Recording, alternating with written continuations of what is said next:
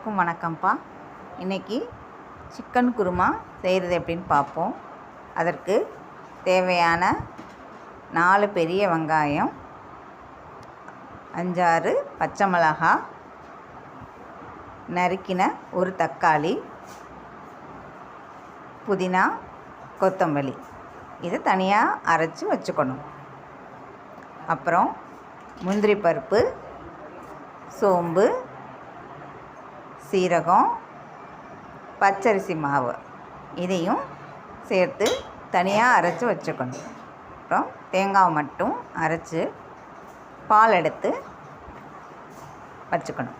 குக்கரில் தேவையான ஆயில் சேர்த்து கொஞ்சமாக நெய், பட்டை, கிராம்பு, கொஞ்சமாக சோம்பு சேர்த்து லைட்டாக பொரிஞ்சதும் சின்ன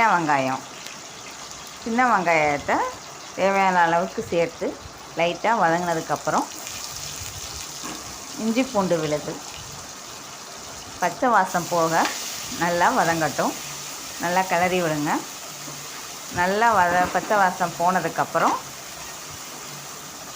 அரைச்சி வச்சுருக்க புதினா, கொத்தமல்லி விழுதை சேர்த்துக்கலாம். எண்ணெயிலேயே நல்லா வதங்கட்டும்.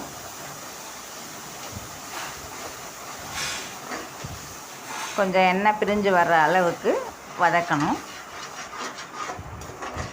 சிம்மிலே வச்சு வதக்குவோம். வதக்கின பிறகு சிக்கனை சேர்த்துக்கலாம். இந்த ஸ்டேஜில் 1/2 கிலோ சிக்கன் கரெக்டாக இருக்கும். 5-6 பேர் சாப்பிட்றதுக்கு ஏற்ற மாதிரி கொஞ்சம் சிக்கனை கிளறி விடுவோம். தேவையான கல் உப்பு சேர்த்துக்கலாம். மஞ்சத்தூள் போதுமான அளவுக்கு சேர்த்தா போதும். 2 ஸ்பூன் கொத்தமல்லி தூள், லைட்டாக கிளறி விடுங்க. கிளறினதுக்கப்புறம் கரம் மசாலா, சிக்கன் தூள் கடையில் வாங்கினது தான். சிக்கன் தூள் கொஞ்சம் சேர்த்துக்குவோம். காரத்துக்கு தகுந்த மாதிரி போதும். அதிகப்படியான காரம் தேவையில்லை. குருமாவுக்கு லைட்டாக காரம் இருந்தால் போதும். அதுதான் டேஸ்ட்டாக இருக்கும்.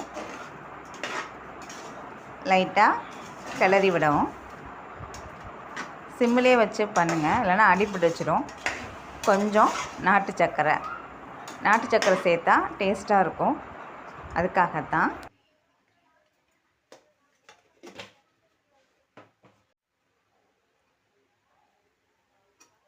இந்த திராட்சையை சின்னதாக பொடியாக கட் பண்ணி இந்த ஸ்டேஜில் சேர்த்துக்கங்க.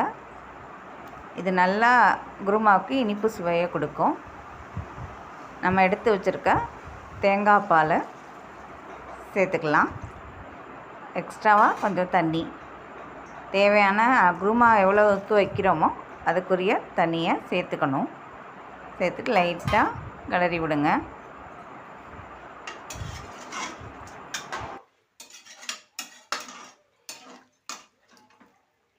கொஞ்சம் தயிர் சேர்த்துக்கலாம். தயிரை போட்டுட்டு கொஞ்சம் லைட்டாக கிளறி விட்டுட்டு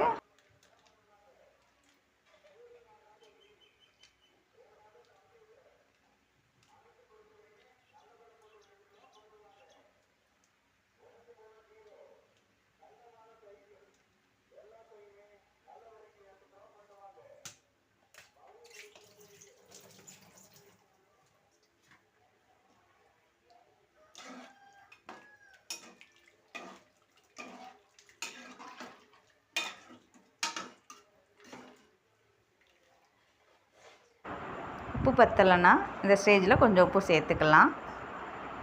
அரைச்சி வச்சுருக்க விழுது, முந்திரி பருப்பு விழுதை சேர்த்து கொஞ்சம் தேவையான தண்ணியையும் சேர்த்து விசில் போட்டுருவோம். ஒரு 4-5 விசில் வச்சிடலாம். அப்போ தான் சிக்கன் வெந்து கொஞ்சம் லைட்டாக குழஞ்சு கிரேவி கிடைக்கும் நமக்கு. விசில் போனதும் வெளில எடுத்துட்டு மிளகுத்தூள், ஜீரகத்தூள் கலந்து பரிமாறலாம். சிக்கன் குருமா ரொம்ப அருமையாக இருக்கும். எல்லாருக்கும் செஞ்சு கொடுங்க.